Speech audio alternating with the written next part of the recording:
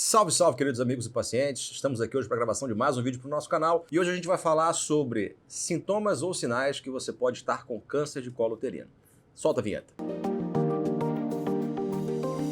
Salve, salve você que é novo no canal. Para quem não me conhece, meu nome é Adolfo Bamonde, eu sou médico, cirurgião geral e oncológico e aqui eu falo basicamente sobre cirurgia geral, oncologia e transplante de órgãos. Para você que já nos acompanha, muito obrigado, é um prazer contar com a tua audiência. Vale a pena lembrar que toda quarta-feira aqui no canal temos episódio ao vivo do nosso podcast Medical Talks Brasil e também temos o nosso canal de Cortes Medical Talks Brasil, onde tem os melhores momentos de cada episódio, tá ok? Não esquece de se inscrever no canal, clicar no sininho para ativar a notificação. Isso é muito importante para o YouTube entender a relevância desse vídeo, a relevância do nosso canal e entregar esse conteúdo para mais pessoas. Bom, câncer de colo uterino é um dos tumores mais perigosos e mais frequentes nas mulheres, né? Tá sempre ali junto do câncer de mama, câncer de cólon e tem um impacto social muito importante. Então acho que vale muito a pena a gente falar sobre esse tema aqui de forma clara, esclarecer as maiores dúvidas que as pessoas têm em relação a esse tumor. Vamos começar do básico, vamos falar do próprio útero. O útero é esse órgão aqui, que ele tem o formato de uma pera invertida, né?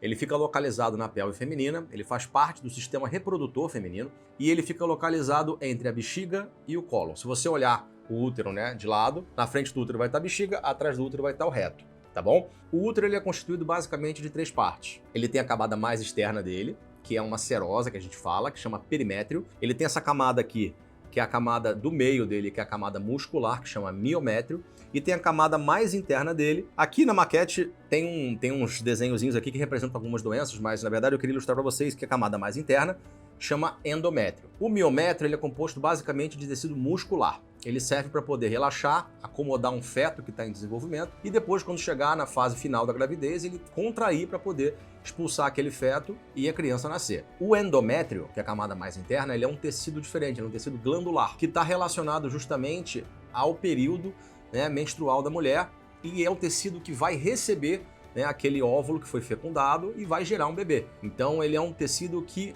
está intimamente relacionado ao ciclo hormonal feminino, ele vai estar aí fazendo parte, né, dessa resposta ao ciclo menstrual feminino e fazendo tornando o útero um lugar para receber esse óvulo que foi fecundado. Quando a gente fala do colo uterino, a gente está falando de outra divisão que a gente tem, que são as partes do útero. A gente tem a parte mais alta, que é um fundo uterino, a gente tem os dois cornos, que é onde saem as trompas, a gente tem o corpo uterino e a transição entre o corpo e o colo, que chama istmo, que é essa parte mais afinada, e essa parte aqui de fora, né, que é a parte mais baixa do útero, chama colo uterino.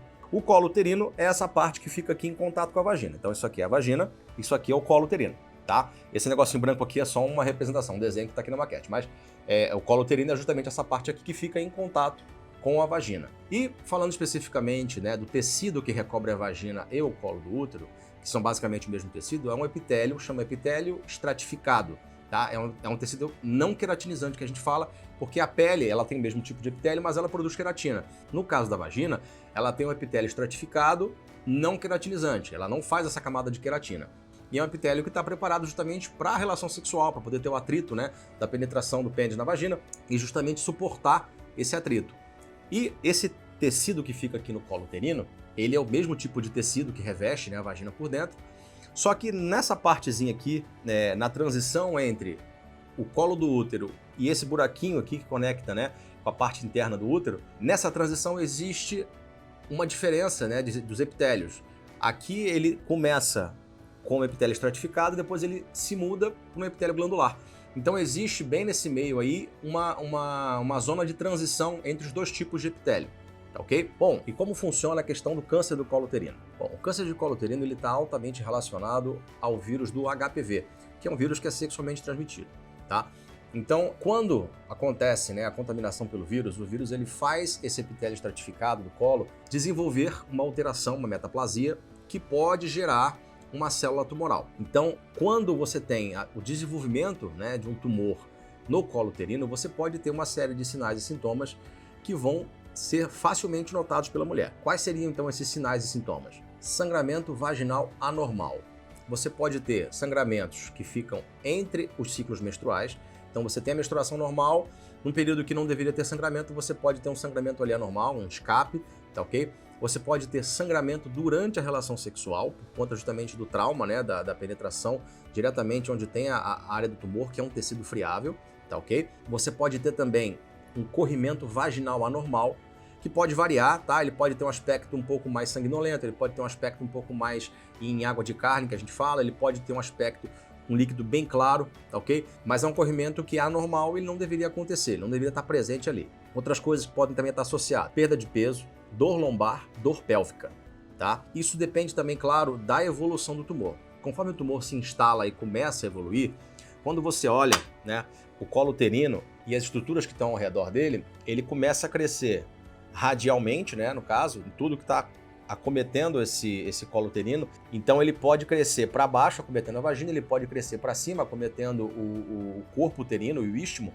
e ele também pode crescer para os lados, acometendo algumas estruturas ali. Tem um tecido de sustentação logo ao lado do útero que chama paramétrio, e dentro desse paramétrio vão ter os vasos uterinos, vão ter vasos linfáticos e uma estrutura nobre que é a ureter, que é o canal que leva o xixi do rim até a bexiga. Então, por vezes, quando esse tumor está crescendo demais, ele começa a englobar essas estruturas e começa a dar uma sintomatologia mais exuberante. Então, a paciente pode ter uma perda de peso mais pronunciada, ela pode ter uma anemia já instalada, fraqueza, ela pode já ter um tumor que invade a bexiga ou invade o próprio reto. Então, você pode ter, na verdade, até uma comunicação entre a própria vagina e o reto, né, uma fístula reto-vaginal, que a gente chama. Então, a paciente acaba eliminando fezes pela vagina, que também é um quadro mais avançado. Ou até mesmo ela pode eliminar a urina pela vagina quando faz uma fístula, comunicando a vagina e o colo do útero, no caso, com a bexiga, tá ok? Isso são casos mais avançados do tumor. Então, normalmente as fases mais iniciais, que as mulheres têm que ficar mais atentas, corrimento anormal, dor durante a relação sexual e sangramento durante a relação sexual, tá ok? E como é que as mulheres podem prevenir o câncer de colo uterino? Primeira coisa, práticas sexuais seguras, tá? Óbvio que a contaminação pelo HPV ela pode acontecer até mesmo com pessoas que não têm múltiplos parceiros, tá? Isso não é um indicativo de promiscuidade. Pelo contrário, o HPV ele tem vários subtipos e ele pode estar contaminando várias pessoas que não necessariamente têm práticas sexuais erradas. Porém, vale sempre lembrar que uma prática sexual segura vai te deixar fora do risco de contaminação pelo HPV. Então, quem está fazendo contato com um parceiro novo, use camisinha. Evite o tabagismo. O tabagismo está sim associado ao desenvolvimento do câncer de colo uterino, tá ok?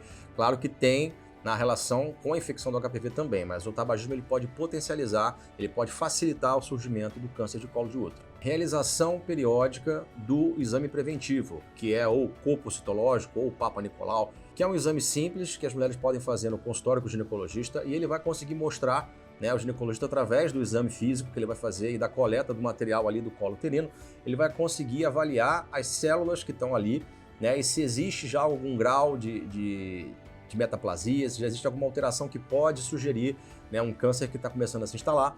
E ele pode fazer, na verdade, um outro exame, que é a colposcopia, né, se houver alguma alteração ali no preventivo, e através da colposcopia ele fazer até uma biópsia direcionada e tudo mais. Muitas vezes a paciente, quando chega para fazer o preventivo, ela já tem o tumor instalado. Então, se tiver uma lesão suspeita, esse exame físico que o médico vai fazer para fazer o preventivo, ele já pode, inclusive, realizar uma biópsia, tá ok? Então, esse diagnóstico já pode ser feito de imediato no exame preventivo. Vale sempre ressaltar que manter uma rotina de hábitos saudáveis vai te ajudar na prevenção de qualquer tipo de câncer, tá ok? Então, assim, uma dieta rica em alimentos naturais, atividade física, né, uma boa qualidade do sono, tudo isso vai implicar também como medida preventiva.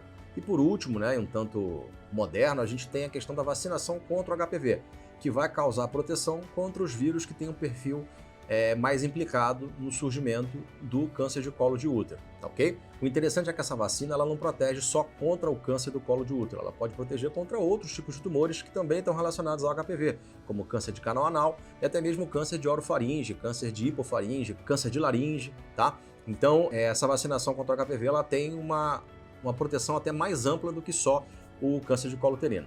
Bom, vale deixar claro que a vacina contra o HPV está sendo indicada para meninos e meninas, tá? Meninas entre 9 e 14 anos, preferencialmente a partir dos 11 anos, e meninos entre 11 e 14 anos, ok? Essas vacinas estão disponíveis sim no SUS, na rede pública de saúde.